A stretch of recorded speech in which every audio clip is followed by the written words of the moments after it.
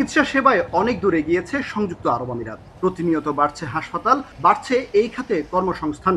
তবে দেশটির চিকিৎসা সেবা খাতে বাংলাদেশি ডাক্তার ও সংশ্লিষ্ট পেশায় কর্মীর সংখ্যা হাতে গোনা।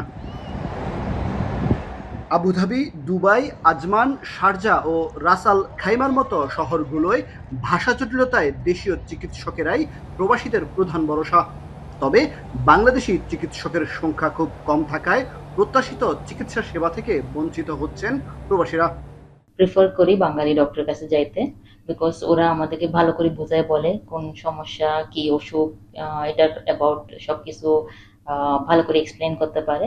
যারা স্পেশালিস্ট আছে, যারা এমডি করে, এমডির পাথওয়ে বা এমডি বা এমএস করে এখানে আসতে পারে, ওই পাথওয়েটা মোর ইজিয়ার এবং আরো বেশি স্টেবল। জেনারেল প্র্যাকটিশনারদের অনেক অপরচুনিটি আছে, বাট ফার্স্ট অফ অল ওদেরকে অফকোর্স বাংলাদেশ থেকে বিএমডিসি রেজিস্ট্রেশন করাইতে হবে, দেন 2 ইয়ার্স এক্সপিরিয়েন্স লাগবে।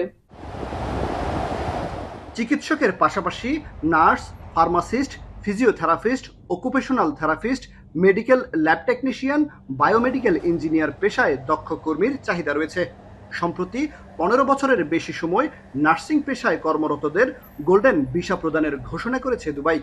সাধারণ শ্রমিকের পাশাপাশি দেশ থেকে চিকিৎসা খাতে কর্মী পাঠানোর জন্য সরকারকে উদ্যোগ নেয়ার আহ্বান প্রবাসীদের। হেলথ মিনিস্টার বা সামথিং লাইক দ্যাট, ওরা যদি ইউএইর হেলথ মিনিস্টারের সাথে কন্ট্যাক্ট করতে পারে, আই থিঙ্ক ওই প্রসিজিওরটা, রিক্রুটমেন্টটা ইজি হয়ে যায়, স্পেশালি সাহার সাথে যদি ওরা কন্ট্যাক্ট করতে পারে। বাংলাদেশে আরো বেশি নার্স বা ডাক্তার আমরা নিয়ে আসতে পারতাম। বাংলাদেশি কমিউনিটির যদি একটা হসপিটাল থাকতো এখানে, তাহলে এই আমাদের যে লোকজন আছে, আমাদের শ্রমিক শ্রেণীর যে লোকজন আছে, ওদের জন্য অনেকই হেল্পফুল হতো। নার্সদের ক্ষেত্রে যদি trained up nurse, registered nurse যদি এখানে আসে, তাহলে তাদের কর্মসংস্থান আছে, তাদের বেতনও ভালো, তাদের নিরাপত্তাও আছে, তারা কোনো রকমের প্রতারিত হওয়ার কোনো সুযোগ নেই। বাংলাদেশের রাষ্ট্রদূত বলছেন, আমিরাতে নার্স ও ল্যাব টেকনিশিয়ান পেশায় ব্যাপক চাহিদা রয়েছে। তাই চিকিৎসা সেবা খাতে দক্ষ কর্মী তৈরির বিষয়ে আলোচনা করছে দুই দেশ। বিভিন্ন ট্রেডে বাংলাদেশে ট্রেনিং সেন্টার করার জন্য আমরা তাদেরকে অনুরোধ করেছি।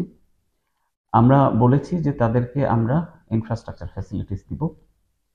এরা তাদের কারিকুলাম অনুযায়ী, তাদের নিড অনুযায়ী তাদের কর্মী ট্রেনিং বাংলাদেশ থেকে করে নিয়ে আসবে।